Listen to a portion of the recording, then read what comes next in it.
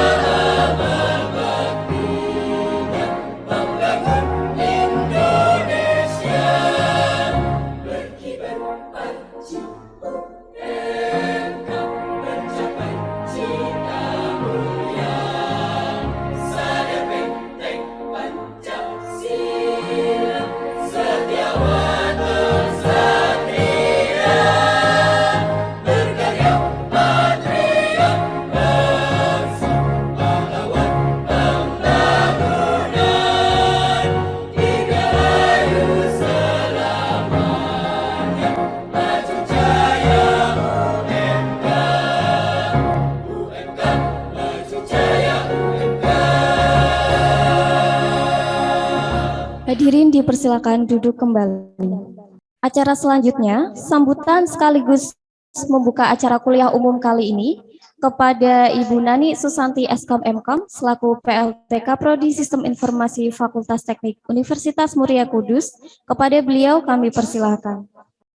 Assalamualaikum warahmatullahi wabarakatuh.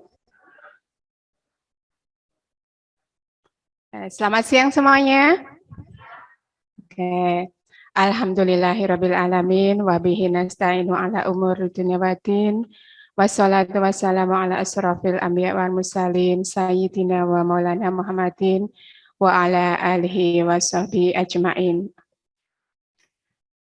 Yang terhormat Bapak Mohdhalan STMT, yang mohon maaf hari ini tidak bisa hadir karena beliau ada keperluan. Yang terhormat Mas Takim, Mas atau Pak ya? Mas ya, Mas Takim ini sebagai narasumber kuliah tamu pada siang hari ini. Yang saya hormati Bapak Ibu dosen beserta laboran Prodi Sistem Informasi.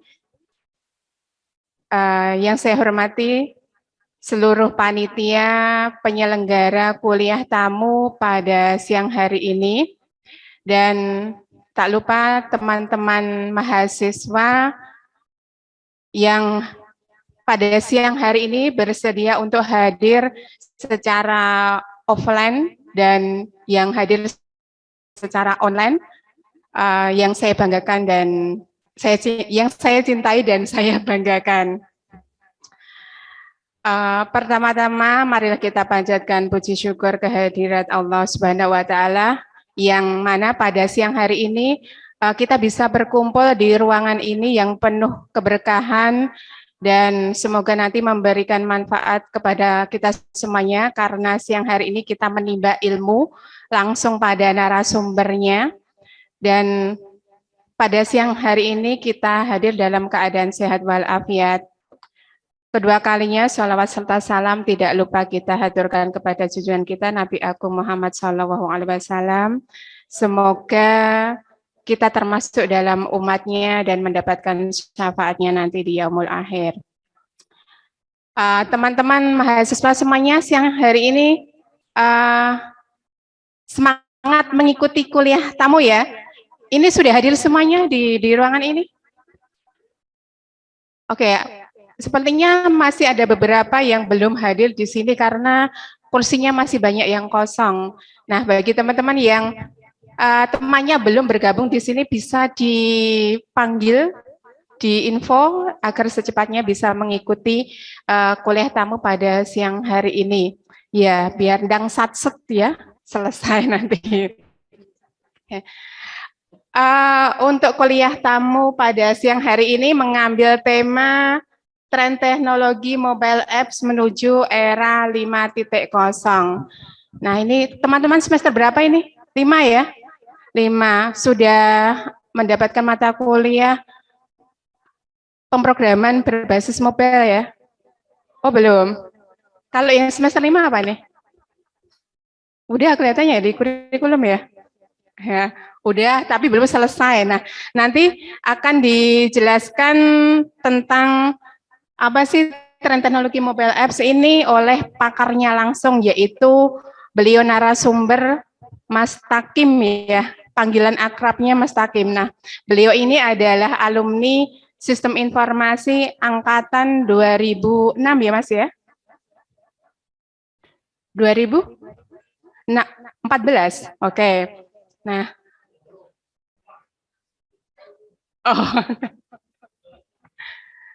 Lulusnya tahun 2014 ini Mas Takim ya. Masih kemarin ya, baru kemarin.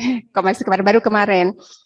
Nah, silakan nanti teman-teman boleh bertanya langsung kepada beliau, mendengarkan, memperhatikan, sebanyak-banyaknya ambil ilmu dari beliau. Nah, agar teman-teman nanti punya bekal tentang pemrograman, terutama untuk pemrograman yang berbasis mobile apps ya.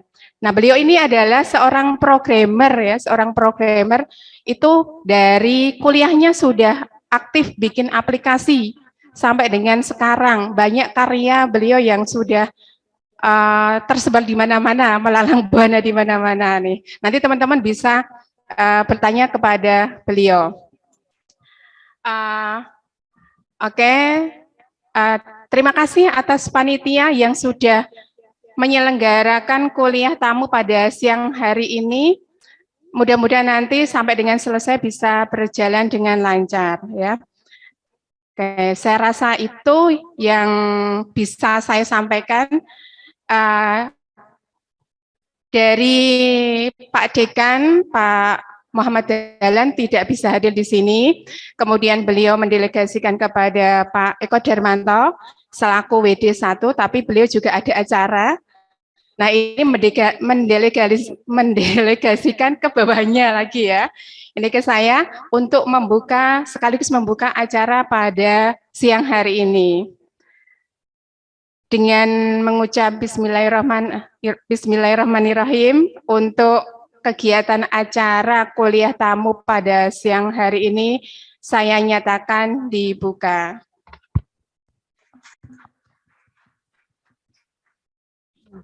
Terima kasih. Wassalamualaikum warahmatullahi wabarakatuh. Terima kasih Ibu Nani Susanti Eskom Mkom.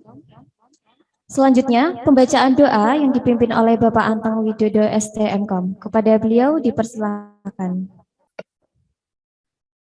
Bismillahirrahmanirrahim. Assalamualaikum warahmatullahi wabarakatuh. Yang saya hormati Bapak Dekan dan yang mewakili Bu Nani, yang saya hormati Kaprodi Sistem Informasi Bu Nani juga, dan saya hormati Bapak Ibu dosen, dan yang saya banggakan mahasiswa Sistem Program Studi Sistem Informasi. Sebelum acara kuliah tamu ini kita mulai, mari kita berdoa semoga di dalam perjalanan acara ini menjadi lancar. Bismillahirrahmanirrahim. Alhamdulillahirabbil alamin, hamdan syakirin, hamdan na'imin, hamdan yu'afi ma yukafi'u mazidah. Ya Rabbana lakal hamdu kama yanbaghi li jalikal karim wa adimi sultanik. Allahumma shalli ala sayyidina Muhammad wa ala ali sayyidina Muhammad. Ya Allah, ya Tuhan kami pada hari ini melaksanakan kuliah tamu, berikanlah kelancaran pada acara ini dan memberikan manfaat pada kami. Ya Allah, ya Tuhan kami, berikanlah kemudahan bagi kami untuk menerima materi yang diberikan oleh pemateri nanti. Ya Allah, ya Tuhan kami, berikanlah kami ketetapan hati yang istiqomah mengikuti acara ini dari awal sampai akhir. Rabbi zidni ilma warzuqni fahma. Rabbana la tuzigh qulubana ba'da idh hadaitana wa hab lana min ladunka rahmah innaka antal wahhab. Rabbi ighfirli wa liwalidayya warhamhuma kama rabbayani shaghira.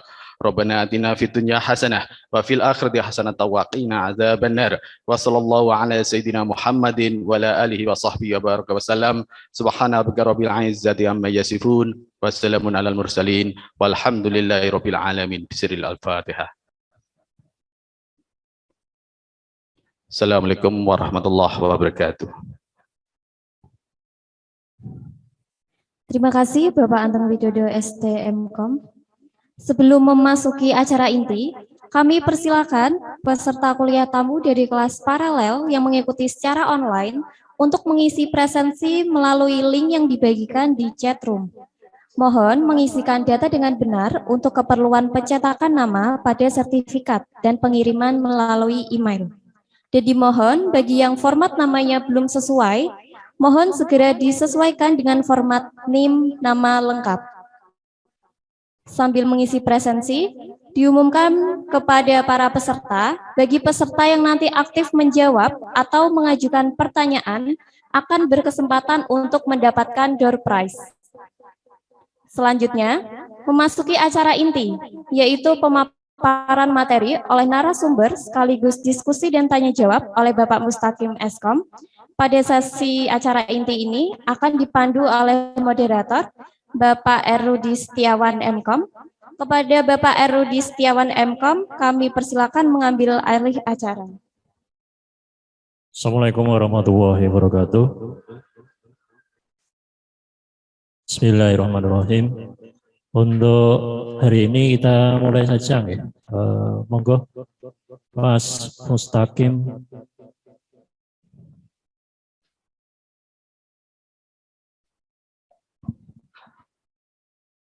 Untuk beliau mungkin saya bacakan secara singkat ya untuk riwayat pekerjaan. Dimulai dari Bank Mitra Rakyat Kudus tahun 2014. Beliau mengelola data nasabah. Berikutnya di IT Support PT Sumber Alvaria Trijaya Tbk mulai tahun 2014 sampai 2017. Terus itu ada beberapa pengelolaan ya, ada kira-kira 7 pengelolaan yang selalu membuat sistem ya. Jadi saya tidak baca semua karena di sini nanti berkaitan dengan inti acara, nanti malah jadi masalah untuk terlalu lamanya.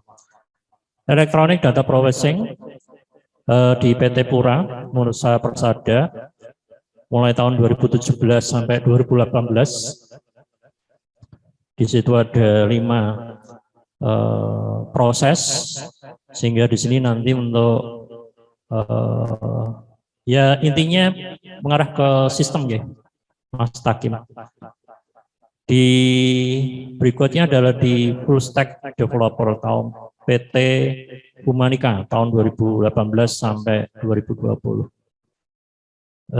Menyelesaikan proyek sesuai dengan permintaan pelanggan. Yang berikutnya ada di Full Stack Development di 2020 sampai sekarang. Intinya adalah sama ya, menyelesaikan proyek-proyek mobile berbasis Android sesuai dengan permintaan pelanggan. Ya, untuk monggo Mas Mustaqim, maaf kalau di sini mungkin saya salah. Mas Mustaqim apa Mas Takim sih? Pakai M ya. Oke, monggo dimulai. Terima kasih dari Pak Rudi atas pengenalannya.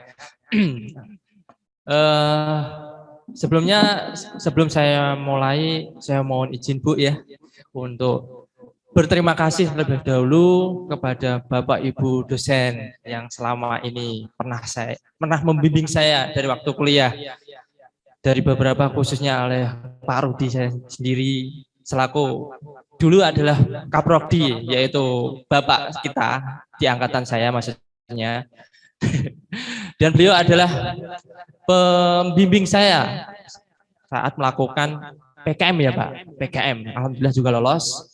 Dan terima kasih pada bimbingannya oleh Kepala Lab dahulu Pak Anteng di angkatan saya juga dulu juga membimbing saya di lab jaringan dan sistem keamanan ya Pak ya.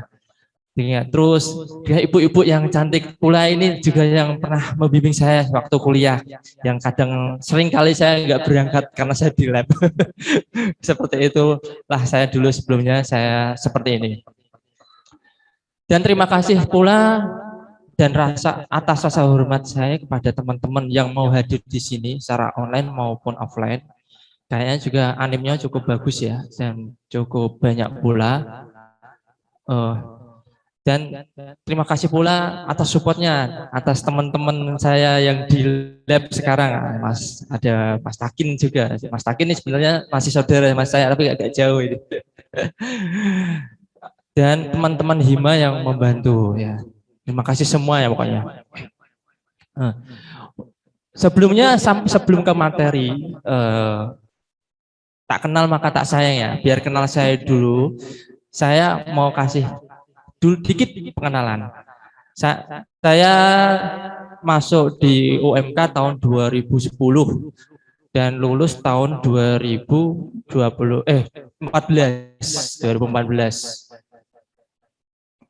Lulus di tepat waktu ya maksudnya. Gimana Pak? Tepat waktu. Alhamdulillah. Saya harapan dari teman-teman kita seperti itu ya Pak ya. Semoga tepat waktu semua 4 tahun. Kalau bisa mah 3,5 gitu ya Pak. Ini supaya hidup saya dampingi juga ya, supaya nggak ngantuk. Iya. Supaya di sini nanti jenengan bisa konsentrasi di presentasinya. Saya juga untuk mengimbangi supaya kalian nanti kalau ngantuk saya tak suruh strap maju ke depan untuk nyanyi ya. Oke, monggo. Siap. Mas Hakim. Oke. Seperti itu aja. Untuk sejarahnya nanti bisa tanya-tanya lebih detail, bisa monggo WhatsApp saya atau main-main ke Basecamp saya. Dan untuk sekarang, mohon maaf Pak, sekarang saya nggak di full stack developer, lebih jelasnya saya di senior mobil, di senior mobilnya di PT Lokal Jaya. Itu CV yang saya serahkan itu agak lama, belum saya update tuh, mohon maaf. Oke, setelah itu kita langsung mulai aja ke materi, yaitu tren teknologi mobile apps menuju era 5.0, yaitu society ya, sosial masyarakatnya ya sudah ke animo yang 5.0. Mas Takim kalau mau jalan-jalan nggak apa-apa. Siap, Bapak tahu saja. Mohon maaf ya teman-teman. Saya tipe orangnya nggak bisa diem kalau ngomong. Jadi udah dapat telepon ya, saya mesti jalan, suruh ngobrol ya. Seperti saya berdiri sendiri. Ya, mohon maaf biar saya menguasai lapangan, saya agak berdiri aja. Saya amit dulu sama ibu sama bapak ya. Jadi saya lanjut. Apa sih era 5.0 ini atau society 5.0? Nah ini sebelum masuk ke sini 4.0 kalian sudah menikmati belum? Ya, 4.0 itu era di mana era informasi, era digital itu berkembang seperti itu. Jadi sebelum kita sampai ke sini itu, saya sendiri pun belum sampai sempat memanfaatkan secara maksimal, di era digital tersebut saya untuk manfaatkan di teknologi atau kehidupan sehari-hari. Dan saya masih merasa kebel-kebel ya. Teknologi yang sekarang ini sangat berkembang begitu cepatnya. Ujuk-ujuk dapat tema 5.0. Aduh, aku ya ketinggalan zaman nih, 5.0 seperti itu.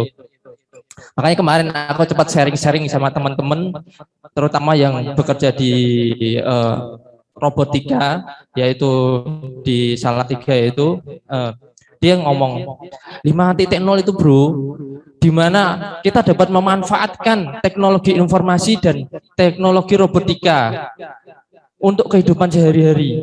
Penggagasnya ini adalah orang Jepang, di mana orang Jepang pengen hidupnya itu produktif.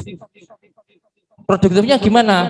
Dia itu pengen nyantai tapi dapat penghasilan, dan di mana dia pengen bisa meningkatkan sumber daya mereka gitu. Untuk segi ekonomi, untuk segi budaya mereka dan segala macamnya, pakai teknologi, intinya seperti itu. Ya, orang Jepang itu berpikir ini sebenarnya lebih bertentangan dengan era 4.0. Dulu cita-citanya di era 4.0 itu di manusia itu pengennya itu hidup nyaman atas adanya AI dan robot. Nah, tapi orang Jepang itu berpikir kembali. Aku gak mau dibodohi sama robot, aku gak mau dibodohi sama AI. Karena apa? AI dan robot itu hanya dasaran program yang tidak memiliki perasaan. Akhirnya mereka bergagas 5.0 ini adalah di mana kita yang harus mengendalikan, di mana kita yang harus memanfaatkan. Jadi semua teknologi yang diciptakan manusia, teknologi yang canggih pun harus semua yang mengontrol itu adalah manusia itu sendiri. Gak bisa di-next, Mas.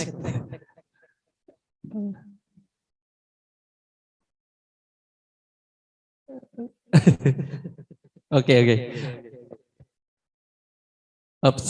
Nah, apakah itu society 5.0? Nah, ini. Dari Wikipedia mengatakan, masyarakat yang berpusat pada manusia yang menyeimbangkan kemajuan ekonomi dengan menyelesaikan masalah sosial, kan? Melalui sistem, nah, kan? Yang sangat mengintegrasikan dunia maya dan ruang fisik, seperti yang saya bilang tadi. Jadi semua teknologi itu dari AI maupun IoT itu dimanfaatkan oleh manusia itu sendiri. Dari segi apapun bidang, mau ekonomi, riset, dan kalian dari mahasiswa pun harus bisa melakukan pemanfaatan tersebut. Sekarang sudah zamannya seperti ini nih, yang seperti saya bilang. Tapi sebelum sampai ini kan ada ya di society 5.0-nya. Pak Nekos. Di Society of Engineer-nya itu sebelumnya tuh ada lagi. Nah, historinya kayak gini. Di awal peradaban manusia itu hidupnya sehari-hari itu berburu. Berburu di masa purba. Itulah awal society pertama. Kemudian perkembangan evolusi manusia itu semakin lama makin cerdas, makin berpikir. Kalau kita berburu terus, sumber daya alam itu akan lama-lama habis. Akhirnya mereka berpikir untuk agrikultur, pembudayaan maupun bertanam. Setelah itu manusia pun berkembang lagi. Mereka makin lama makin pintar. Mereka membuat yang namanya mesin. Mesin itulah diawali hidup manusia agak ringan dengan perkembangannya ekonomi, yaitu masuknya society ketiga ini, dunia industri. Awalnya ada sepur, kereta api, awalnya ada mobil, awalnya ada pabrik-pabrik bertenaga uap. Itulah awal dari society yang ketiga ini. Tapi manusia itu masih serakah, bro.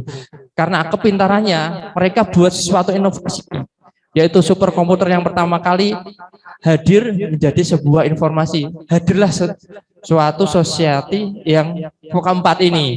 Nah, era informasi ini itu nggak berkembang, ya intinya muter-muter terus sampai di tahun kemarin. Saya baca-baca itu sampai terakhir itu dia menciptakan robot yang gimana bisa diajak berinteraksi ngomong. Terutama orang-orang Jepang itu kan sudah menciptakan robot tidak lama kan. Nah, seperti itu.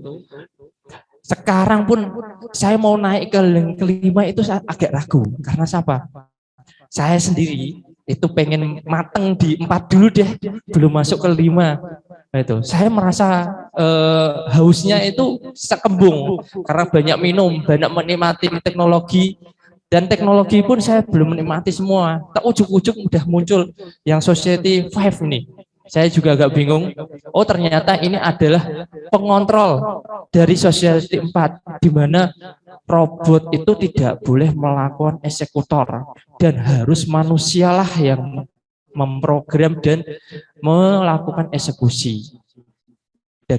Di sana itu kalau kalian lihat di YouTube atau di blog-blog, toko-toko itu sudah nggak ada kasir, itu sudah by mesin semua. Terus ada di rumah makan sushi itu membuat susunya juga pakai robot, nggak pakai manusia. Manusia itu cuma tinggal lihat doang. Nah, kayak gitu.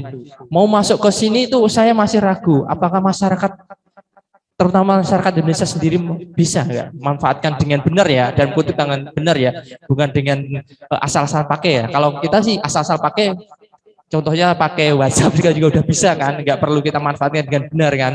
Kita bisa buat spam seseorang atau nipu seseorang kan ya bisa, tapi kita konotasinya dengan sempurna itu yaitu dengan benar. Dari awal sampai akhir ini masuklah Society 5. Wow, Society 5. Konsep kerjanya kayak gimana sih? Ya, next Mas, mohon maaf nggak bisa di next. Nah, konsep kerjanya tuh gini.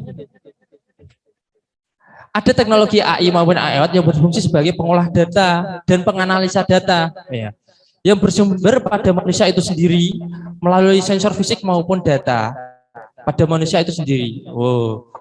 Lalu mengumpan balik data yang telah diproses ke AI dan ke IoT kembali ke manusia dalam bentuk fisik maupun maya. Muter-muter. Tak contohin dikit aja. Kita memanfaatkan informasi dan IoT. Nah, contoh kecil yang ada, tapi ini cuma kecil ya, bukan untuk tujuan yang besar. Kalian mungkin sudah ada smartwatch kayak Xiaomi, contoh yang saya pakai ini. Dia itu termasuk teknologi IoT yang memberikan informasi. Informasi apa, Kak? Informasi detak jantung saya, informasi kesehatan tubuh saya. Ya, terus dia mengolahnya dengan menggunakan AI ini, diolah. Kapan harus saya berdiri dan kapan harus saya berolahraga? Karena apa? Kebanyakan para programmer itu hidupnya itu duduk sama ngimpi doang. Maksudnya tidur. Habis tidur, berdiri, ngoding. Habis ngoding, berdiri, tidur. Kan gitu. Nggak ada waktu untuk olahraga. Saya sering kali dikejar target. Kalau nggak, pagi-pagi udah ditelepon.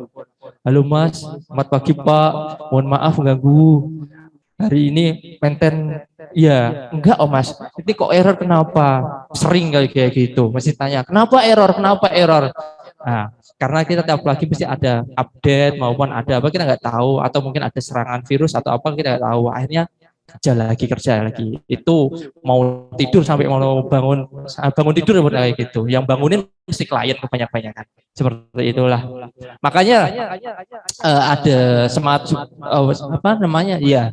Works ini cukup membantu bagi saya sendiri. Itulah salah satu pemanfaatan atau cara kerjanya 5.0 ini melakukan yang kita alami tiap hari.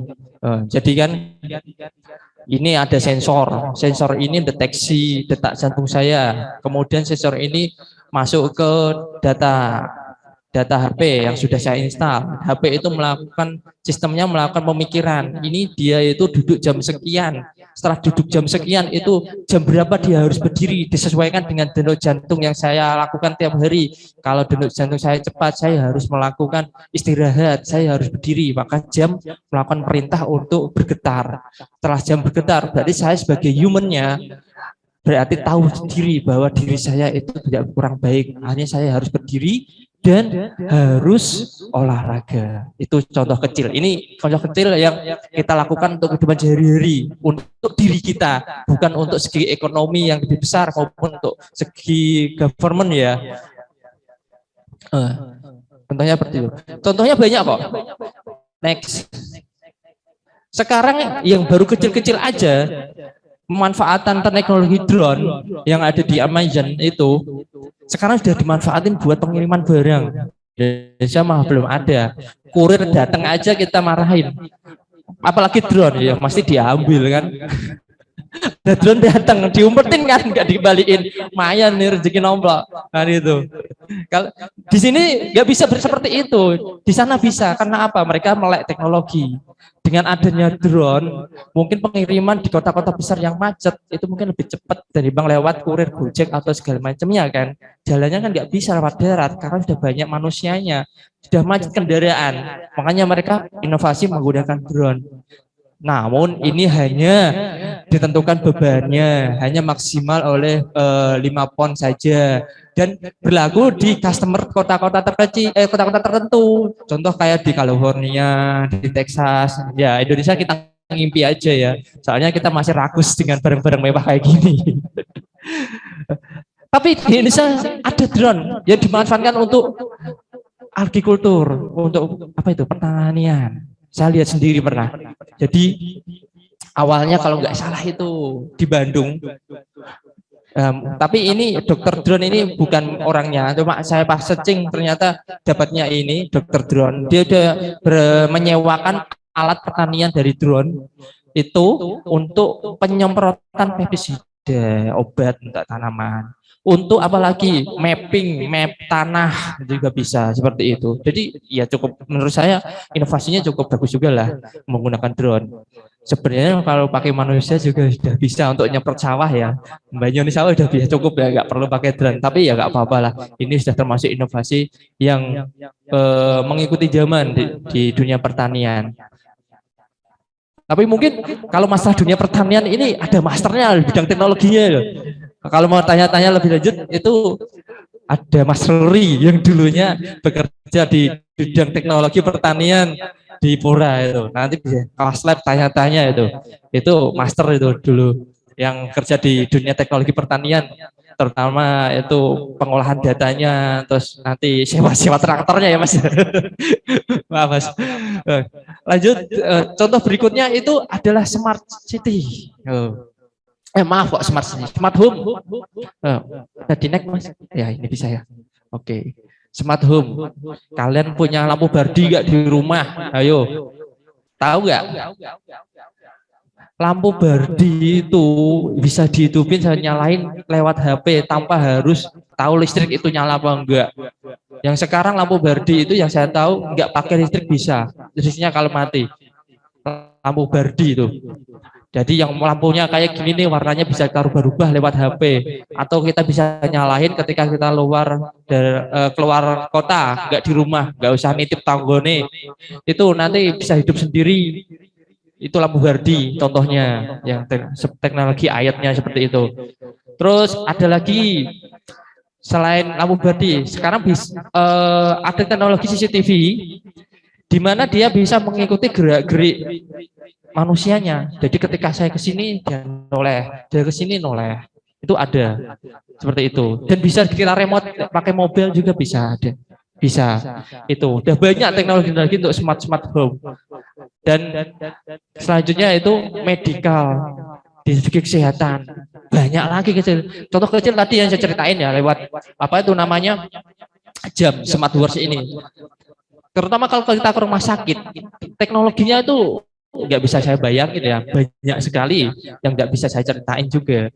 Jadi ya saya contohin yang kecil aja yang saya gunakan kehidupan sehari-hari ini untuk mendeteksi kesehatan saya sehari-hari. Saya kapan harus berdiri, kapan saya harus berolahraga, dan tadi saya itu sekarang berapa, seperti itu. Oke, next.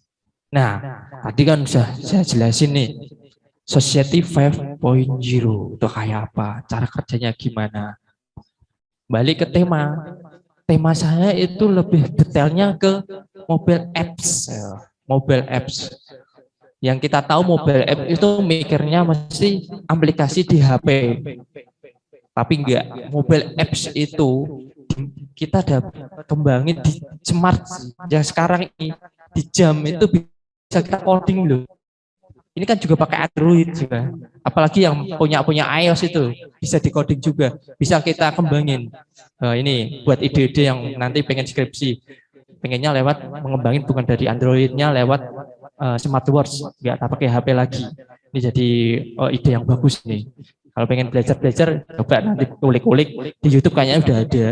Pakai bahasa pemrograman Androidnya juga sudah ada kayaknya juga. Jadi nanti bisa diintegrasikan sensornya, seperti itu bisa. Mobile apps adalah merupakan perangkat lunak berupa aplikasi yang dikembangkan menggunakan program terkomputerisasi untuk disematkan pada perangkat mobil seperti ponsel, tablet, dan smartwatch-nya, jam tangan. Seperti itu yang seperti saya jelaskan. Untuk di mobilnya sendiri, itu kita ada 3 kategori nih. Saya sebagai senior program mobiles, itu saya di kategori native apps. Kategorinya itu ada native apps, ada web apps, sama hybrid. Sebelum masuk ke native apps itu apa, nanti saya detailin. Saya terangin dulu web apps. Web apps itu konversi dari aplikasi web, di mana nanti kita masukin ke aplikasi tambahan kayak Iconic kalau nggak salah, saya lupa. Ionic dimasukin situ nanti keluarnya jadi APK. Nah, jadi bahasa pemrograman yang di coding menggunakan bahasa HTML-nya itu sendiri. Karena nggak salah seperti itu. Coba saya cek lagi deh. Tadi apa ya? Web ya tadi ya. Oke. Nah, web aplikasi menjadi pilihan terbaik untuk membangun produk yang diinginkan karena benar-benar minimal persyaratannya. Dengan kata lain, akses ke fitur perangkat mobil seperti push notification tidak diperlukan. Aplikasi web bisa menjadi pilihan yang murah dari si budget. Namun sayang aplikasi web tidak bisa didistribusikan ke toko App Store maupun Google Play-nya. Seperti itu. Jadi kalau kalian buat skripsi, mau temanya mobil, tapi pakai web, itu nggak apa-apa. Cuma resikonya ya ini, kalian nggak bisa masukin ke App Store-nya atau Google Play-nya, karena di saya sendiri di Google Play banyak apa ya, banyak syarat. Mau untuk masuk ke sana itu susah sekali. Fitur-fiturnya harus kalian lengkapi, katakan itu. Terus permission dan segala macam harus kalian lengkapi data-datanya. Jadi kalian buat oke, tapi kalau kalian mau untuk distribusikan ke App Store-nya, ini susah. Seperti itu. Terus ini kan ada 3 ya. Yang pertama itu tadi kan natif. Oke, saya ceritain yang natif. Natif aplikasi yang dibangun menggunakan program pemrograman yang spesifik untuk platform tertentu. Nah, kalian sudah tahu mungkin natif itu buatnya dari apa sih? Nah, Android yang kalian gunakan itu kebanyakan dibuat dari tipenya natif, Android Studio, terus ada React Native, terus ada Swift. Swift ya untuk pengguna Apple-nya ya, seperti itu. Itu natif. Nanti saya bahas lebih lanjut yang natifnya. Terus ada hybrid. Nah, hybrid itu aplikasi yang dibangun dengan bahasa pemrograman yang spesifik untuk platform tertentu. Contoh populer ya ini menggunakan bahasa pemrograman. Sorry, yang mana itu tadi? Ini aplikasi web yang ditranslasikan menjadi kode natif seperti iOS ataupun Android. Ya ini semi juga yang punya web ini juga. Cuma dia bisa mengakses seperti notifikasi cat atau data storage yang tadi kan nggak bisa, tapi ini bisa seperti itu. Untuk mobile app-nya itu sendiri, data survei yang kemarin saya cek dari tahun 2000, nggak kelihatan ya, pokoknya 12 bulan terakhir, ini ada beberapa bahasa pemrogramannya, yaitu ada React Native yang pertama, yang kedua ada Flutter, yang ketiga ini dari bawaannya Apple sendiri, Xamarin, yang ketiga itu Kotlin. Dari keempat kompetitor yang paling tinggi, sebenarnya ada 15, tapi saya ambil yang tertinggi aja menurut permintaan pasar ya, dan maupun dari Google surveinya itu merujuk ke empat ini, karena mereka yang sering ditelusuri. Kok sering ditelusuri kenapa Kak? Ya dibuat pembelajaran, ya dibuat untuk pencarian produk, dan segala macamnya. Google Trend-nya itu menunjukkan seperti ini. Yang pertama itu Flutter, tren pasarnya cukup tinggi di Google Trends-nya. Oh ini, kenapa Kak Flutter? Nanti kita bahas. Terus yang kedua ada yang hijau ini ada Kotlin. Mungkin di semester 5 ini ya Kotlin ya mungkin. Terus yang ketiga yaitu biru ini React Native. Nah ini termasuk teknologi masuk hybrid ya. Tapi sekarang kayaknya lebih ke native. Dulunya sih konversi, sekarang enggak ya. Terus yang terakhir yaitu Xamarin. Xamarin itu kan pasarnya gede, cuma jarang yang buat. Karena apa? Budgetnya gede. Minimal itu punya ini lah, Apple Crowell. Kalian harus punya dulu. Kalau kalian punya Linux atau punya Windows nggak bisa buat Xamarin. Minimal harus pakai Mac. Nah, budgetnya gede, makanya jarang yang menggunakan Xamarin seperti itu. Untuk React Native sendiri itu apa nih? Nah ini nih, apa itu React Native? Yang mungkin nanti kalau pengen belajar sendiri, nggak usah nunggu Bapak Ibu dosen ngajarin. Itu tugasnya mahasiswa sebenarnya ya, ngikutin tren. Soalnya apa? Kalau kita nggak ngikutin tren perkembangan zaman, pembahasan pemrograman untuk era 5.0 ini, menggunakan mobile apps, bahasa pemrogramannya apa? Karena kalian adalah teknologi informasi yang harus berani untuk membuat aplikasi sendiri, itu kalian harus cari-cari sendiri lewat Google Trend itu. Yang sering digunakan para developer apa sih? Yang sering ditelusuri itu apa sih? Ya kayak gitu. Salah satunya yaitu React Native ini. Nah, React Native ini basicnya adalah JavaScript. Dia itu rendah biaya. Kenapa rendah biaya? Ya cukup pakai laptop yang speknya rendah-rendah, minimal RAM-nya itu 4, itu udah bisa. Core-nya Core i3 itu sudah bisa. Itu enggak begitu banyak juga, enggak begitu tinggi juga. Terus tapi ada kekurangannya ini. Kekurangannya apa? Debug dan compatibilitas dan kinerja cukup rendah. Nah, ini sering bugging dia. Jadi kalau sering bugging itu kita kalau saya sendiri kalau banyak buggingnya saya build ulang aja, ambil komponen-komponen yang dibutuhin daripada saya ngurusin bugnya, mending saya ambil yang komponennya saya build ulang aja kayak gitu. Jadi ini salah satu referensi kalian kalau pengen buat web, maksudnya buat Android seperti itu, khususnya di mobile ya. Kemudian ada nih Flutter, ini populer sekali. Ini adalah the best seller saya ya maksudnya. Kenapa saya pilih Flutter? Saat ini di PT saya Lokajaya itu pakai Flutter. ISO-nya pakai Flutter. Kenapa nggak pakai Android Studio? Kenapa nggak pakai Kotlin Kak? Pak, kenapa saya sendiri juga pilih Flutter? Karena Flutter itu, nah ini.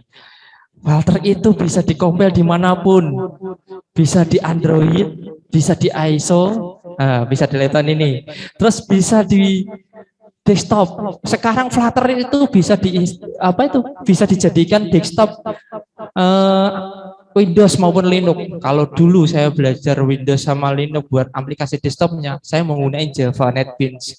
Kalau pakai Windowsnya yaitu VB.NET. Tapi pakai Flutter, hello, sekarang udah bisa. Jadi multi platform nih, dia the best ini, bisa. Yang buat siapa Kak? Ini orang-orang Google lagi ini yang bekerja, bukan orang-orang Indonesia maksudnya. Tapi ada orang Indonesia yang di Google maksudnya, mohon maaf ya. Ada. Kelebihannya apa? Kelebihannya ini pengembangan aplikasinya cukup murah. Ya iyalah murah. Sekali coding aja sudah dapat 4 platform gitu. Customer interface-nya juga menarik. Ini yang bikin saya the best lagi.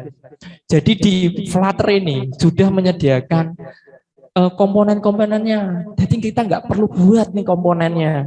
Gitu. Komponen itu apa sih? Komponen itu yang pernah belajar di web itu contoh Eber itu salah satu komponen itu kan. Langsung kontainer itu salah satu komponen. Mungkin kurang 5 menit lagi, Mas. Coba Mungkin kurang 5 menit lagi. Waduh, saya dibatasi. Ini masih banyak ya. Nggak apa-apa, kalau mau dilanjut 10 menit nggak apa-apa, tambah 10 menit lagi. Oke, saya selesaiin untuk ini apa ya? Oke. Saya pengen the best-nya aja biar yang tampil. Kenapa? Biar kalian keracun mau belajar ini. Dunia pasar ini banyak yang pakai soalnya ini.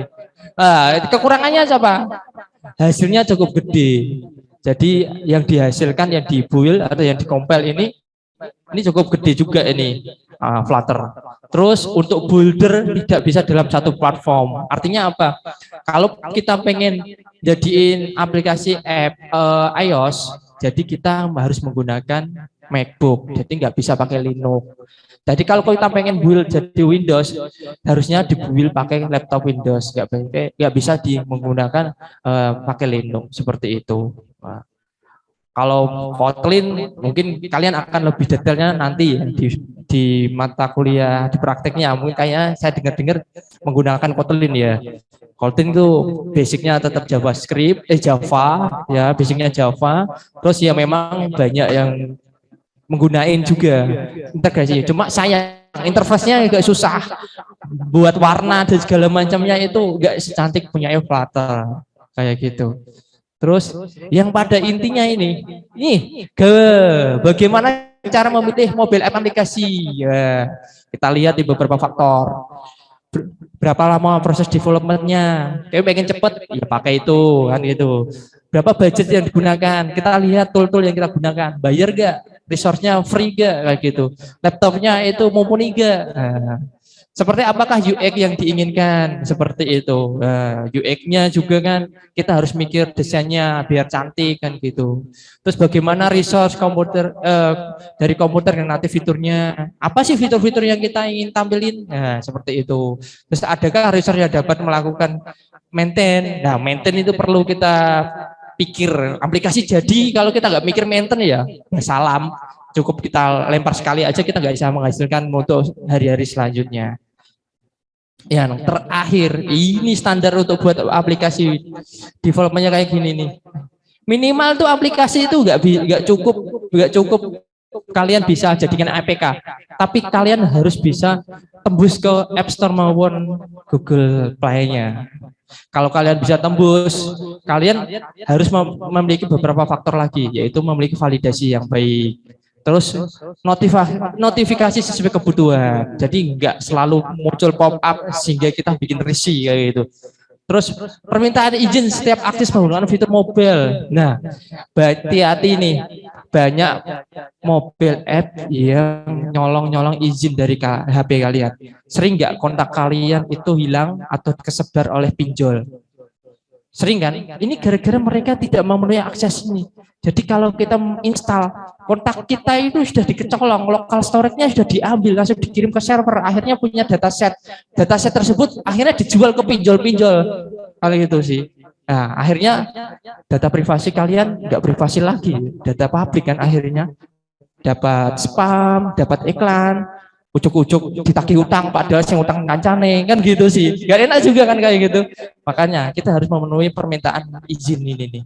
Terus user friendly, mudah digunakan. Jadi kita nggak mentingin tampilannya bagus doang, tapi harus ngecek apakah ini gampang digunakan enggak, kayak gitu. Selanjutnya, usahakan apps yang berukuran di bawah 100 MB. Ini penting loh ya. Soalnya apa? Aplikasi di atas 100 mesti lemot. Walaupun RAM kalian tinggi, mesti lemot. Itu bisa hang nggak, Mas? Gimana? Bisa hang nggak? Hack apanya, Pak? Kalau aplikasinya bisa loadnya tidak tercapai kalau lebih dari 100. Gini Pak, semakin tinggi aplikasi itu, pasti performanya akan tinggi. Nah, kalau perform tinggi, otomatis pasti banyak bug. Gitu. Kalau banyak bug, kita bisa tahu sendiri kan Pak, banyak celah untuk masuk di sana. Nah, hati-hati itu. Karena apa? Ini kita kan jarang kita perhatiin, asal buat aja gitu. Kita nggak perhatiin gitu. Ternyata ada aplikasi pihak-pihak ketiga yang nyantol. Oh, tahu-taunya ada spam atau plugin yang ikut dalam aplikasi kita. Sering-sering ngecek aja. Tapi ini beda kalau aplikasi ini milik perusahaan sendiri, nggak dipublish untuk hiburan dan segala macamnya. Seperti itu. Yang terakhir, ini quote saya, dikit aja. Proses itu nggak akan mengkhianati hasil. Kalau kalian serius, kalau kalian belajar nanti kedepannya pengen apa, kalian belajar kayak gimana, mesti hasilnya akan sesuai apa yang kalian harapkan. Kecuali kalau kalian nggak fokus, masih pikir sana pikir sini, nggak bisa fokus untuk belajar, hasilnya pasti akan membohongi, itu jelas. Tapi kalau kalian fokus, hasilnya pasti nggak akan jadi hasil yang munafik, tapi hasil yang benar-benar yang kita inginkan. Seperti aja itu. Gitu aja Pak, saya percepat dikit karena waktu saya habis. Jadi mohon maaf, penerangan saya nggak bisa detail banget ya gitu. Ternyata kita waktunya molor. Jadi betul. Bu Diana menyampaikan karena waktunya molor bisa diolor, kata Ibu Diana. Ya, nggak apa-apa. Ini kita masukkan ke tanya jawab ya, untuk sesi pertama. Mungkin saya buka termin. Monggo yang mau nanyakan kepada pihak di moderator pengisi narasumber ya.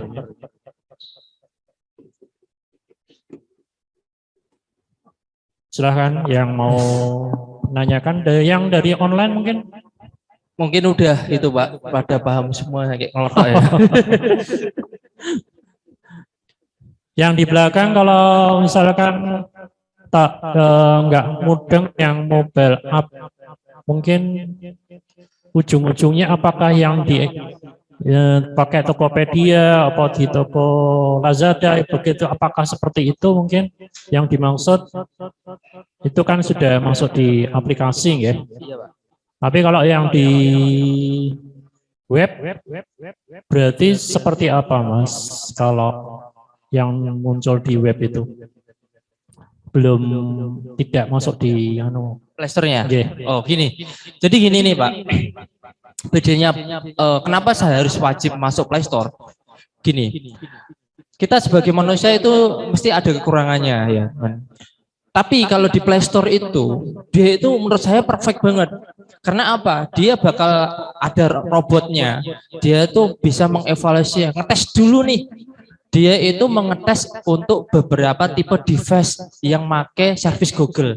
Kan tiap Android kan ada yang pakai Samsung, Xiaomi. Lah, itu dia memiliki semuanya. Berarti kompatibel atau tidak di semua. Betul. Jadi ketika saya nggak kompatibel di salah satu Android tertentu, dia nge-report. Ini nggak bisa masuk di Xiaomi tipe sekian. Masalahnya dikasih tahu nih. Masalahnya karena ini. Saking canggihnya itu saya nggak bisa mikir seperti itu. Tapi enaknya, kenapa saya bilang seperti itu? Karena kita kan nggak kepengen ya.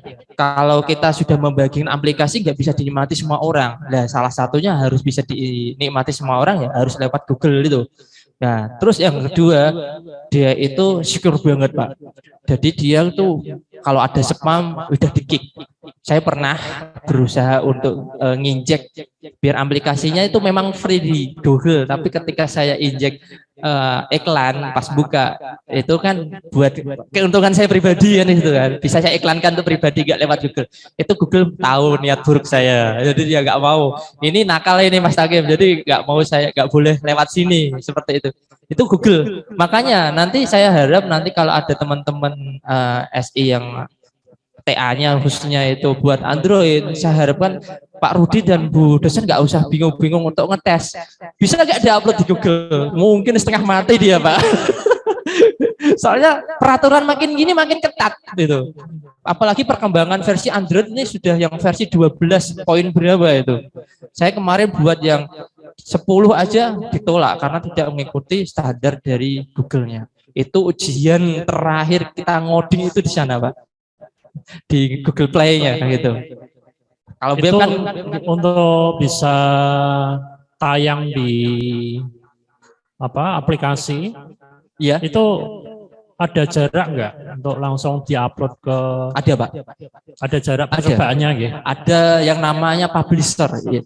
Untuk melakukan publish itu si Google melakukan beberapa survei dan tes. Yang ngetes itu nggak cuma robot, tapi dia nge-share ke beberapa senior-senior yang ada di Google sana. Google sana. Atau kalian kita sendiri bisa mau ngetek yang siapa sih yang terkenal buat ngetes, kasih emailnya biar saya forward untuk ngetes aplikasimu, seperti itu. Google sampai segitunya dia. Kalau kita nggak layak ya memang nggak layak, kita harus perbaikinya seperti itu. Oke, monggo yang mahasiswa bisa menanyakan. Oke, Monggo Mas. mic-nya tolong.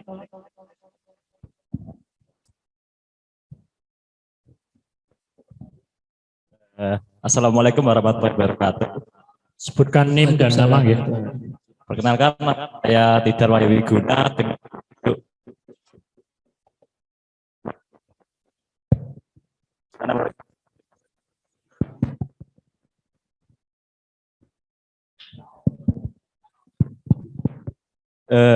dengan mahasiswa 202053189.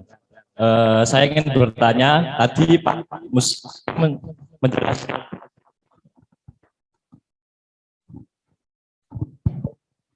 tadi Pak Mustaqim menjelaskan kalau untuk masuk ke Play Store itu banyak uji coba yang dilakukan oleh Google. Nah, saya mau tanya, kenapa sih hampir semua aplikasi yang ada di Google Play Store itu kan sudah diuji, tapi kenapa dia masih kalah optimal dengan aplikasi yang ada di iOS? Cukup sekian dari saya. Assalamualaikum warahmatullahi wabarakatuh. Waalaikumsalam warahmatullahi wabarakatuh. Langsung dijawab atau ditampung dulu? Ada yang tanya lagi nggak? Ya, Nah, silakan. monggo. Maksimal 3 aja dulu, Pak ya. Oh ya, monggo.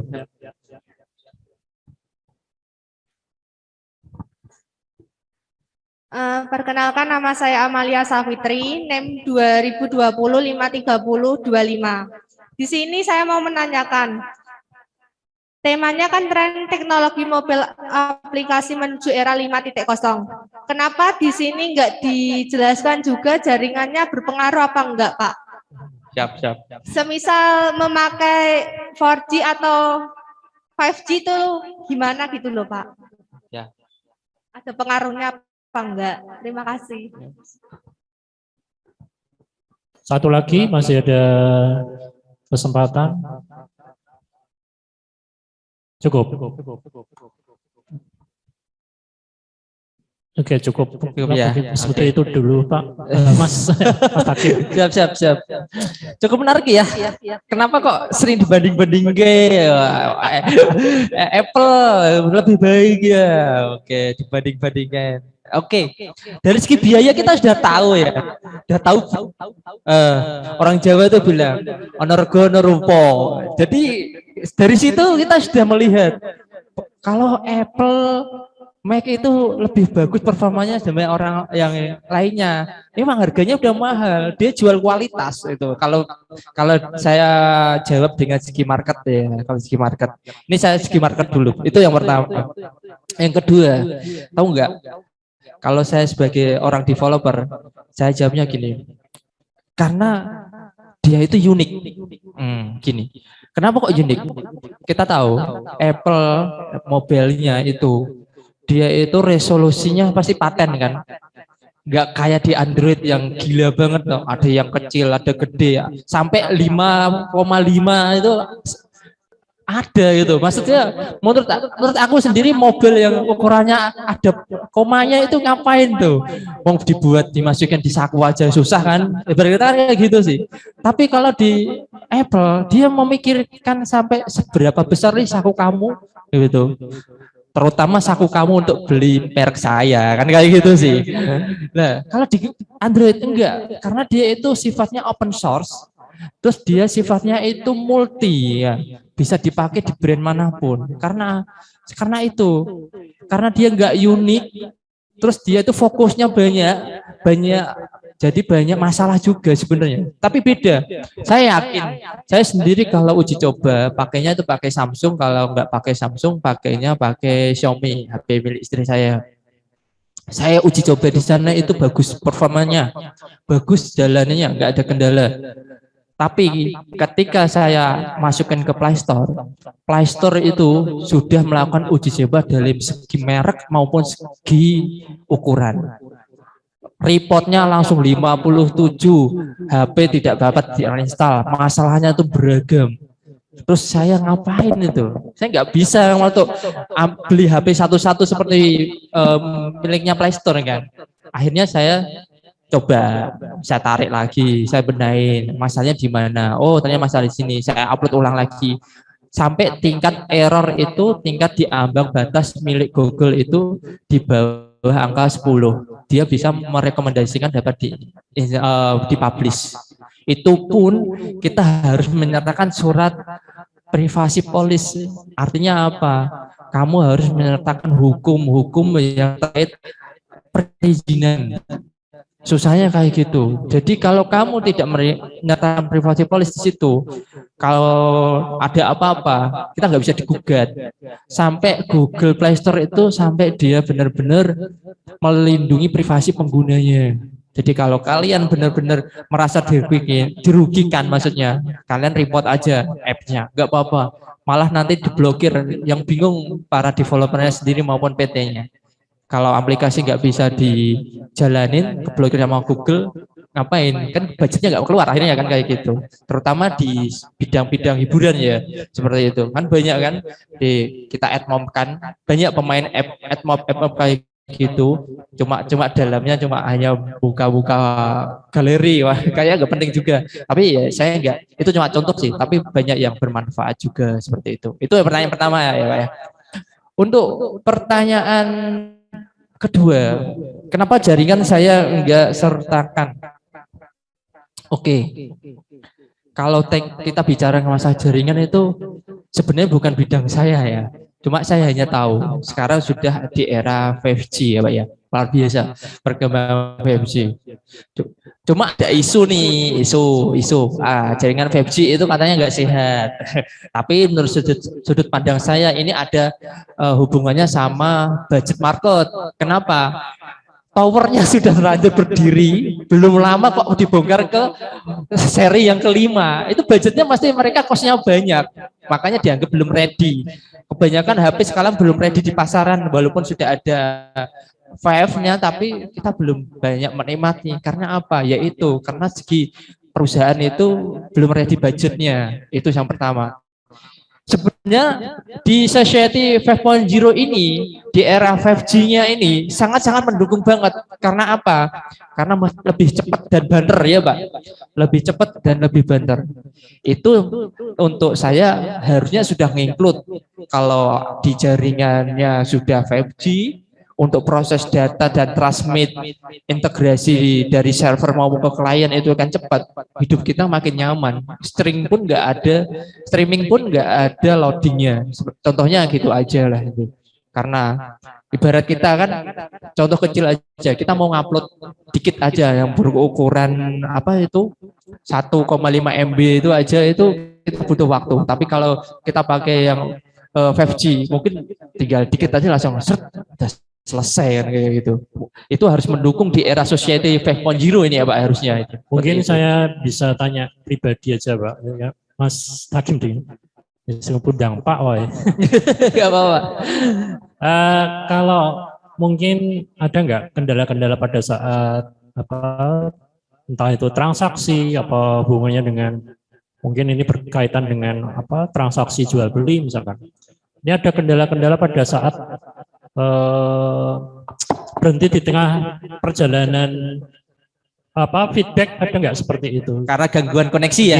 Iya. Oke, siap. Seperti tadi yang 5G, karena tidak ada kesempatan di 5G, pada diturunkan ke 4G. Siap. So, jawaban saya dari segi development-nya kayak gini Pak. Kalau saya ngoding, pasti saya sudah melakukan test drive dengan koneksi yang paling rendah. Walaupun itu login ya Pak. Login kan hanya butuh berapa sih kbps ya. Saya pakai koneksi yang begitu rendah. Saya setting pakai mikrotiknya, saya kasih cuma minimal 1 MB lah. Kan nggak mungkin kan pakai kuota kan di bawah 1 MB kan, itu nggak ada kan kecepatannya. Tapi untuk transaksi yang gede, saya handling, kita mainnya parsial. Jadi contoh gini, saya itu pernah punya project yang dimana sistemnya itu offline online, saya jadi bingung jadinya ya Pak. Jadi untuk data master, maksudnya data yang kita ambil itu harus online, kita tarik dulu. Tapi untuk transaksi karena loadnya paling gede itu harus offline. Jadi kita offline kan dulu. Terus gimana biar kita real time?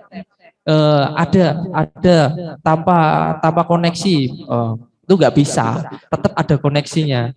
Jadi ketika saya mau untuk mengecek data itu sudah terupdate atau belum, si pengguna user ini harus online dan mengirimkan data yang begitu gedenya. Caranya kita charge, kita split dikit-dikit. Jadi contoh, ada data 10.000 yang harus kita kirim ke server. Kita nggak mungkin untuk melempar semua, karena apa? Server mesti loadnya akan panas, apalagi lebih dari 1.000 pengguna kayak gitu.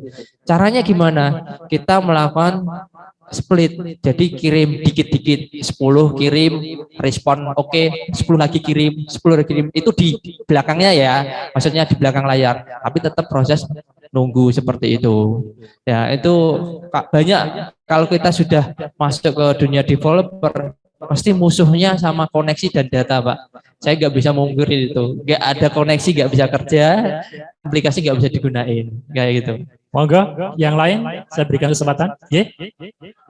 Monggo. Kameramen silakan. Selamat siang. Assalamualaikum warahmatullahi wabarakatuh. Waalaikumsalam. Perkenalkan, nama saya Mahfud Usman Darmawan, NIM 2019 53154. Nah, di sini saya ingin menanyakan mengenai machine learning, Mas. Nah, apa? Mohon maaf. Machine learning. Machine learning, siap. Machine learning kan itu dapat dikombinasikan dengan artificial intelligence ya. AI, siap. Ya. Nah, untuk meningkatkan proses analitis dan mencapai manfaat yang lebih baik bagi bisnis, seperti apa sih yang harus dipahami? Bagaimana penerapan machine learning dalam bisnis yang baik dan benar? Ini fokus ke penerapannya ya? Iya, penerapan dalam bisnis supaya efisien gitu, Mas. Siap. Terima kasih. Wassalamualaikum warahmatullahi wabarakatuh. Waalaikumsalam. Kayaknya menarik nih Pak. Saya jawab aja Pak, daripada saya lupa ini. Wow sekali. Udah mikir machine learning ya Mas, mantap. Kalau ngomong machine learning ini, saya nggak di bidangnya, tapi Bapak Ibu dosen ini lebih sering ke penelitian di sana. Jadi mungkin bisa ditanyain. Tapi setidaknya saya tahu untuk proses engineeringnya di sana.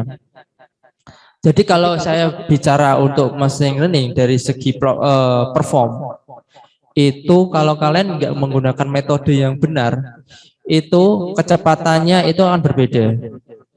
Jadi mungkin nanti kalau kalian untuk bicara ke big data, kalau kita main big data menggunakan hanya sebatas query saja, apa yang kita harapkan itu nggak bakal tercapai. Tapi kalau kita menggunakan machine learning dengan metode-metode big data yang sudah ada sekarang, mungkin harapan-harapan yang kita bisa capai. Cuma semua itu harus menggunakan komputasi yang tinggi. Kalau kalian cuma hanya sebatas punya RAM 8 GB secara umum buat ngoding gitu atau 16 GB dan prosesornya hanya mencapai Ryzen 5 terus seri berapa itu menurut saya kurang. Untuk segi di bidang tadi ya machine learning-nya ya, komputerisasinya harus tinggi juga.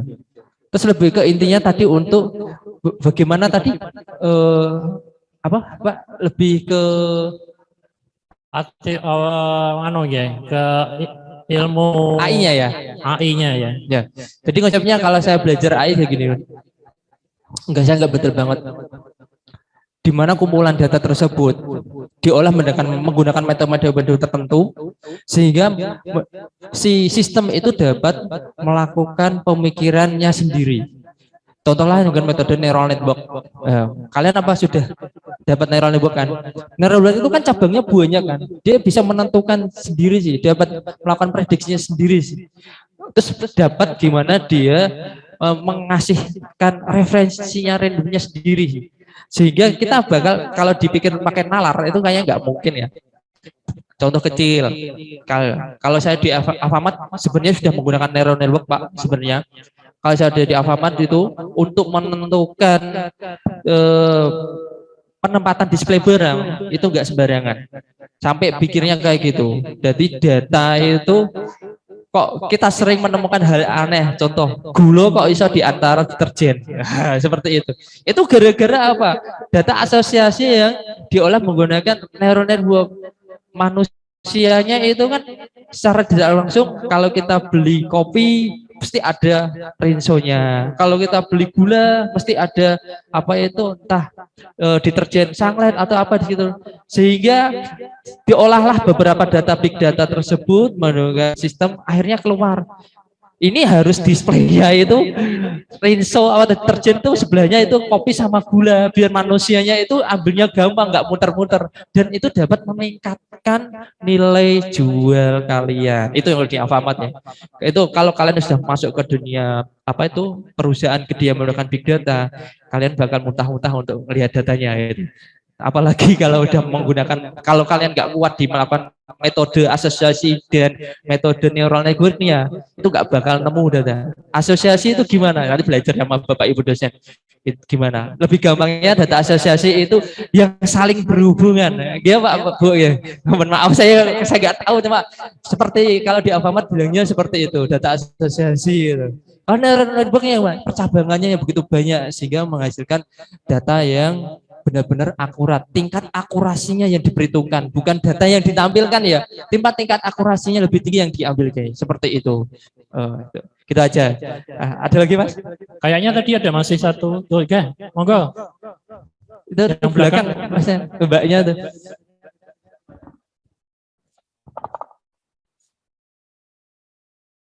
Yang dari online ada Mas? Enggak ada. Assalamualaikum warahmatullahi wabarakatuh. Waalaikumsalam warahmatullahi wabarakatuh. Perkenalkan, nama saya Nabila Arlita Putriana, NIM 2020530556. Sebelumnya tadi kan Pak Mustaqim sudah menjelaskan pada intinya ada seleksi-seleksi tersendiri untuk suatu aplikasi bisa ke-up ke Google Play Store. Pertanyaan saya, apa yang menjadi tolak ukur keberhasilan suatu aplikasi bisa ke-up di Google Play Store, dan apabila sudah berhasil, dengan seiring berjalannya waktu, aplikasi tersebut mendapatkan rating rendah. Apakah dari Google Play Store akan menghapus aplikasi tersebut atau tidak? Terima kasih. Saya coba Pak ya. Oke, ini yang sering terjadi. Oke, sering terjadi. Aplikasi ini lolos. Oke, kita goal. Aplikasi lolos. Kita udah mikirin matang-matang nih, aplikasi gimana yang bisa membuat aplikasi ini cantik, menarik, ya kan? Terus akhirnya nggak kepake. Itu ada banyak faktornya. Tapi sebelum masuk ke sana, faktor-faktor yang harus saya perhatikan sebagai senior mobile development ya, saya mikir gini. Pertama, aplikasi itu nggak lebih dari 100 Mbps yang saya bilang itu. Yang kedua, validasinya yang bagus. Dalam artian apa? Google juga ngecek nih validasinya sebenarnya. Jadi kalau kita, contoh kecil, kalau kita di web, kalau kita mau input, ya kan ada input requirement, ya harus diisi apa enggak. Google juga kayak gitu, dia punya seleksi-seleksi seperti itu. Kalau semuanya kosong, ya nggak mungkin diproses kan, harus benda kan, atau paling enggak itu ada warna merah yang harus diisi. Salah satunya harus dimikir untuk masuk ke Google Play Store itu yang pertama ini validasi. Yang kedua itu kalian harus memiliki privacy policy. Nah, itu gimana kalian punya hak privasi perizinan yang harus dicantum-cantumkan seperti itu. Terus yang ketiga nanti kalian akan disuguhi sebuah yang namanya kayak semacam pertanyaan question dari Google, apakah aplikasi kalian itu berbayar, apakah aplikasi tipenya itu hiburan untuk atau untuk pendidikan dan segala macamnya. Itu kalau kalian tidak sesuai yang AI-nya mereka, maksudnya ini aplikasi contoh ya.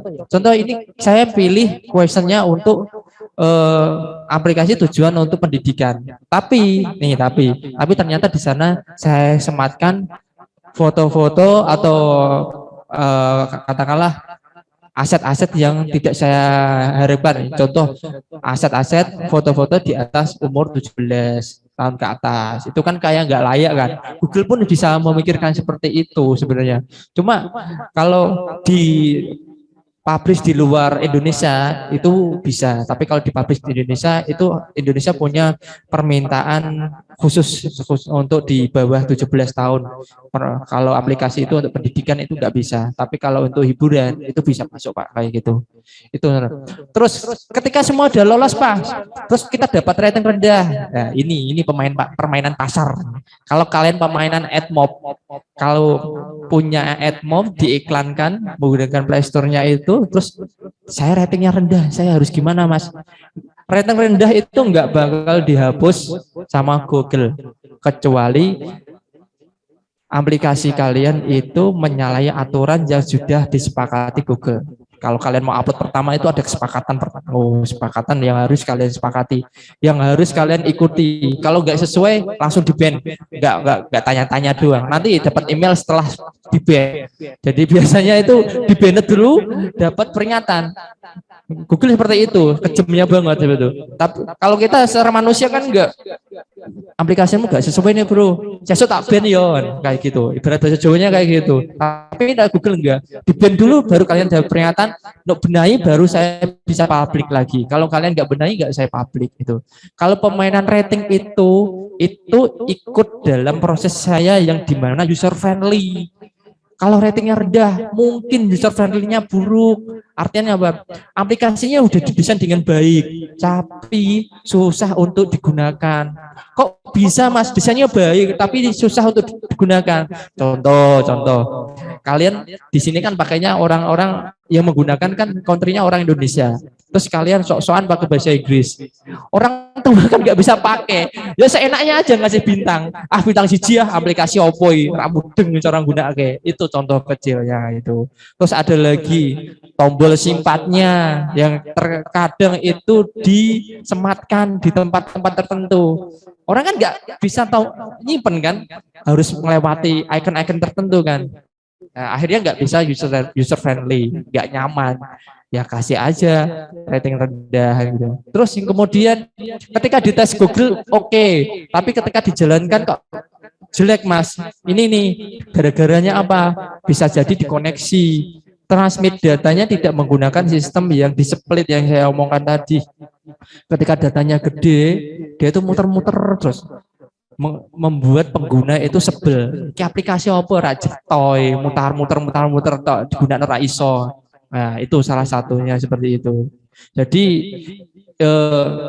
banyak faktor. Kalau kalian sudah oke, sudah lolos Google Play Store, tapi faktor-faktor itu enggak kalian pertimbangkan, ya sama aja, enggak bermanfaat untuk yang dipublishkan. Yang terakhir nih, yang sering terjadi karena niat buruk seseorang. Ini nih, yang kita nggak bisa prediksi. aplikasi sudah user friendly, aplikasi sudah jalan dengan baik, performanya oke. Terus kok bintangnya jelek semua. Setelah kita telusuri, itu orang-orang yang enggak, ya maksudnya rival kita ya nggak suka kan. Akhirnya di komen seenaknya gitu. Akhirnya rating kita nggak bagus, jadi rating 1. Setelah pencarian bisa take down. Bisa dinaikkan lagi Mas? Bisa. Kalian serang bari aja sama teman-teman dengan komentar yang bagus, dengan bintang-bintang yang bagus. Ya udah nanti perangnya perang di dunia market ya Pak. Nggak perang di dunia apps yang sebenarnya menggunakan performa dan teknologi yang terkini kayak gitu. Banyak kayak gitu. Hanya hanya sebatas untuk ketenaran doang kayak gitu. Ya, gitu aja sih Pak. Moga ada lagi? Masih? Ya, masih ada satu. Ini terakhir ya? Atau gimana Pak? Monggo.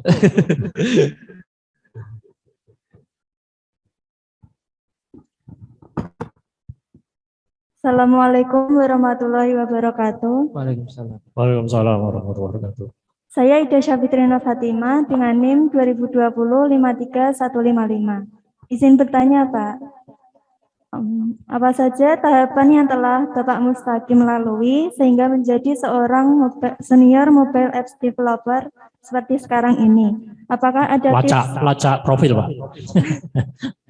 Apakah ada tips dan saran untuk kami para mahasiswa agar dapat menyiapkan diri dengan baik jika ingin berkarir menjadi seorang mobile apps developer juga? Terima kasih. Nah, langsung aja ya Pak ya. Panjang ya ceritanya kalau gini. Saya mau cerita sama dari segi saya kuliah dari pacaran sampai menikah ini. Tapi kalau bicara pacaran saya malah malu. Jadi gini ya. Untuk sampai ke sana ya. Ya saya seperti yang saya quote sekali yang saya bilangin terakhir. Proses itu nggak bakal mengkhianati hasil loh. Saya dulu berhasil dapat seperti ini juga ya kalau saya pribadi ya kurang berhasil ya, cuma mungkin dari tetangga yang lain dianggap berhasil ya alhamdulillah ya. Jadi awalnya dari saya itu dulu sering-sering belajar. Pagi buka lab, labnya Pak Anton, sampai malam tutup lab, belajar di lab kayak gitu. Dulu awalnya gitu, sering apa ya namanya, penasaran, sering penasaran. Terus saya sering ulik-ulik kayak gitu. Berarti hidup mati di lab ya Pak? Ya nggak mati juga Pak. masih hidup.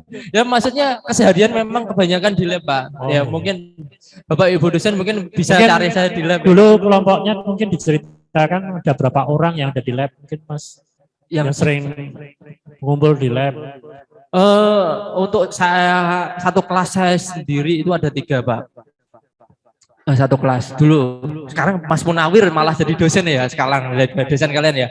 Dulu Mas Munawir juga itu di lab juga sering belajar juga. Terus ada lagi siapa itu? Tapi sekarang orangnya sudah menikah, milih jadi ibu rumah tangga ya. Mungkin karena dia wanita ya nggak bisa saya sebutin ya gak enak nanti jangan Kim nanti kan ini online juga gak enak. Dulu itu kalau saya punya tugas sama teman-teman itu buat gampang kok. Pertama tanya di teman sebelah. Oh, udah belum? Udah, saya comot. Tapi nggak saya pakai, saya tambahin sama saya kurangin yang nggak berguna itu. Itu mau cepatnya. Kenapa saya lakuin itu hal tersebut? Saya punya waktu lebih untuk ngoding. Jadi, uji coba yang dari YouTube maupun teknologi baru. Tapi kalau hidup kalian hanya fokus bertujuan untuk dapat poin dan menyelesaikan tugas, itu kayaknya hampa ya. Jadi kayak berangkat kuliah, garap tugas, pulang, kumpul, udah itu. Tapi justru kalau kalian kuliah itu enaknya ngapain sih? Ngulik-ngulik gitu loh. Masih namanya neliti bahasa-bahasa pemrograman yang terkini, tren-trennya yang digunakan apa? Ngoprek gitu. ya, ngoprek. Kenapa? Ngoprek. Iya, ngoprek gitu. Ngoprek di lab sama teman-teman kumpul-kumpul. Akhirnya apa? Iya, bisa. Mungkin kalau di track alumni, angkatan saya yang sesuai untuk jadi developmentnya, untuk pengembang programmernya bisa dihitung jari ya. Kayak gitu ya. Akhirnya mereka kerja di bidang yang lain. Tapi nggak apa-apa, kerja di bidang lain juga nggak salah. Karena tetap ilmu kalian tetap dipakai. Contoh ya, saya nggak jauh-jauh juga kadang-kala istri saya sendiri juga dari SI, dia nggak mau jadi programmer karena susah katanya, nggak mau. Orang cewek itu pasti bilangnya tuh, programmer itu susah mas, programmer itu mumet, habisin waktu. Tapi ilmunya tetap kepake. Di segi mana mas? Di segi komputasinya dia handle di teman-temannya yang lain. Di segi gimana dia untuk berpikir untuk memecahkan masalahnya, algoritmnya dia lebih handle daripada yang lainnya. Jadi knowledge itu menjadi sebuah nilai lebih, nah, kayak gitu. Jadi enggak, ya harapannya sih pengen sesuai jurusan. Tapi kalau enggak ya ambil aja takdir ya pak ya gitu. Ya tetap kalian harus tetap fokus belajar, ngulik-ngulik. Terus konsisten, akhirnya kalian bisa mencapai tujuan yang kalian inginkan. Jangan seperti saya ini masih kurang, masih banyak di atas saya. Adik-adik kelas saya malah ada sampai di Tokopedia juga ada. Mas Ferry contohnya itu, dia itu ya kayak gitu juga itu, belajar, ngulik-ngulik terus. Terus kalau saya kumpul sama Mas Ferry, sama Mas Bani dan segala macam itu sering bilang monster. Apa sih monster? Ya itu, kita itu nggak kenal waktu, hidupnya sampai malam paginya bangun tidur nggak mandi kuliah, malamnya masih ngulik-ngulik kayak gitu. Ya hidupnya kayak gitu. Tapi ya alhamdulillah, tapi memang saya akui tidak bakal mengkhianati hasil apa yang kalian kerjain prosesin saya itu. Mas Ferry sendiri sudah berhasil di Tokopedia. Mas Takim kok nggak ikut? Saya ada faktor keluarga, saya nggak mau ikut-ikutan ke sana gitu. Nah, sekarang saya milih di kerja yang deket-deket aja, seperti itu. Semua pasti ada pilihan dan tujuan masing-masing. Pesan saya seperti itu, prosesnya kalian harus serius, sehingga hasil yang kalian harapkan jadi nggak terlalu jauh-jauh banget lah, seperti itu. Jadi intinya waktu harus digunakan sebaik-baiknya. Betul Pak. Ya, intinya di situ. Karena di sini kalau waktu tidak digunakan sebaik-baiknya, ya kalian tentunya tidak bisa mendapatkan apa yang Anda inginkan. Kira-kira begitu, waktunya kayaknya sudah. Mungkin kalau di sini ini masih bisa, tapi ini sudah muncul, sudah muncul dari target. Kira-kira begitu untuk hari ini. Untuk kesimpulannya, tadi kan hubungannya dengan teknologi ya. Karena di sini teknologi, tentunya tadi saya ingin untuk memberikan konsep bahwa kalian harus bisa mengimbangi teknologi sekarang dengan belajar. Kayaknya itu yang di sini saya ingin sampaikan, karena saya yakin teknologi dari tadi yang Mas Takim tadi sampaikan itu softwarenya pasti berkembang, dan yang paling ditekankan di hari ini, moga-moga saja untuk kalian ya mungkin bisa mengikuti apa yang jejaki oleh Mas Takim dengan cara Anda terus belajar terus. Saya kira itu yang di sini inti dari seminar hari ini. Kira-kira begitu untuk sesi tanya jawab sudah terlewati. Saya tutup untuk sesi tanya jawab. Saya akhiri sampai di sini dulu. Akhirul kalam. Terima kasih Mas Takim untuk pencerahannya untuk tren teknologi mobile application menuju era 5.0 hari ini. Akhirul kalam. Assalamualaikum warahmatullahi wabarakatuh. Baik, terima kasih Bapak Rudi Setiawan MKOM. Terima kasih banyak kepada Bapak Mustaqim MSkom. Semoga apa yang disampaikan dapat bermanfaat untuk kita semua. Selanjutnya, penyerahan plakat dan kenang-kenangan kepada narasumber oleh Bapak Yudi Irawan MKOM, selaku dosen Prodi Sistem Informasi Fakultas Teknik Universitas Muria Kudus. Kepada beliau kami persilahkan.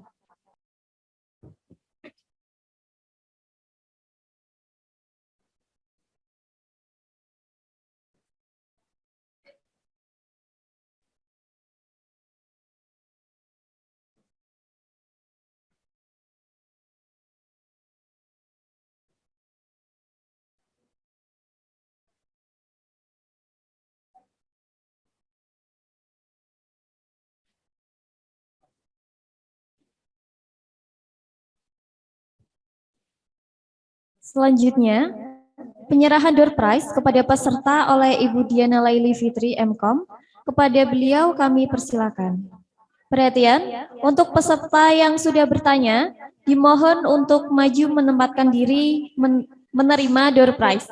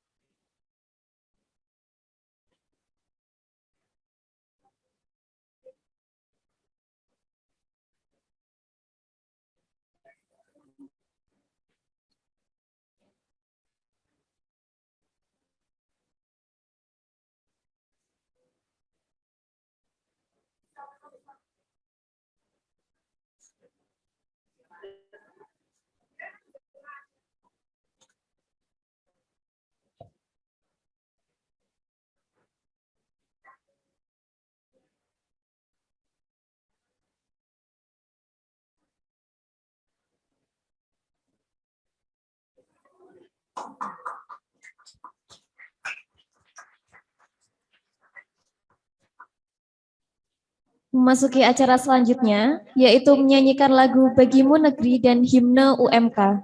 Untuk itu, para hadirin dimohon berdiri.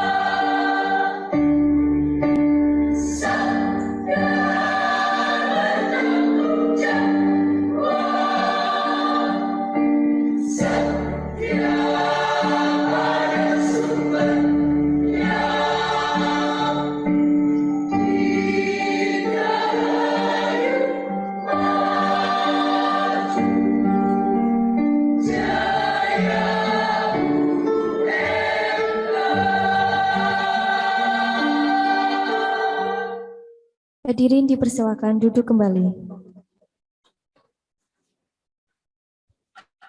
Alhamdulillah, telah sampailah kita di penghujung acara pada kuliah tamu kali ini. Terima kasih banyak kepada narasumber atas materinya serta para peserta yang telah menyimak acara dari awal sampai akhir. Semoga banyak ilmu yang didapat dari kuliah tamu hari ini. Saya mewakili panitia yang bertugas menyampaikan mohon maaf atas salah kata dan perbuatan. Akhir kata, terima kasih dan wassalamualaikum warahmatullahi wabarakatuh.